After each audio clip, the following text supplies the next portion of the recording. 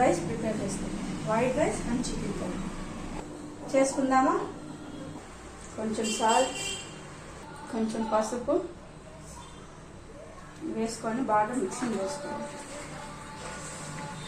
ఇప్పుడు ప్యాన్ పెట్టుకుందాం. ప్యాన్లో ముందుగా మనం చికెను ఉప్పు పసుపు వేసుకొని కలిపి పెట్టుకున్నాం కదా, ఇప్పుడు ప్యాన్లో వేసుకున్నాం. చికెన్ ఫుల్ ఫ్లేమ్లో పెట్టుకొని బాగా ఉడికించుకోవాలి. మనం ఇప్పుడు మూత పెట్టేసుకున్నాం. మధ్యలో ఒకసారి కలబెట్టుకున్నాం. ఒకసారి మూత తీసి చికెన్ ఉడికిందో లేదు చూద్దాం. చికెన్ బాగా ఉడికిపోయింది. మనకి వాటర్ కూడా బాగా కుక్ అవుతుంది. ఇప్పుడు ఒక బౌల్లోకి తీసుకుందాం. ఇదే ప్యాన్లో ఆయిల్ వేసుకుందాం. ఆయిల్ హీట్ అయింది. ఇప్పుడు చికెన్ వేసేసుకున్నాం.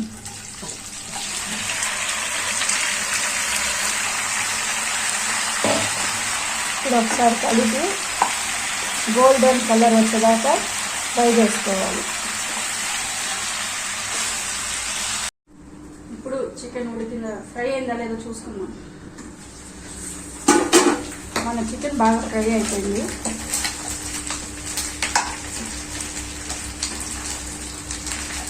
అల్లం తెల్లగడ్డ పేస్ట్ బాగా మిక్సింగ్ చేసుకుని కొంచెం పుదీనా, కొద్దిగా కరివేపాకు బాగా కలుపుకోవాలి. అలాగే మనం ఇంట్లో రెడీ చేసుకున్న కారం పొడి ఫ్రైకి మసాలా,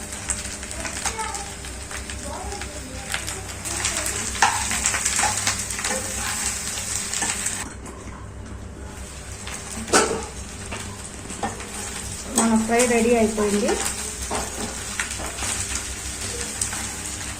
కొత్తిమీర గార్నిష్ చేసుకొని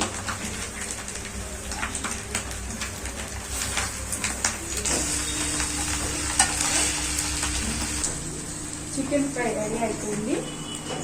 టేస్ట్ చేసి ఎలా ఉందో చెప్పేస్తాం. అలాగే మీరు ట్రై చేసి కామెంట్ చేయండి. మా ఛానల్ సబ్స్క్రైబ్ చేసి మాకు సపోర్ట్ చేయండి ఫ్రెండ్స్.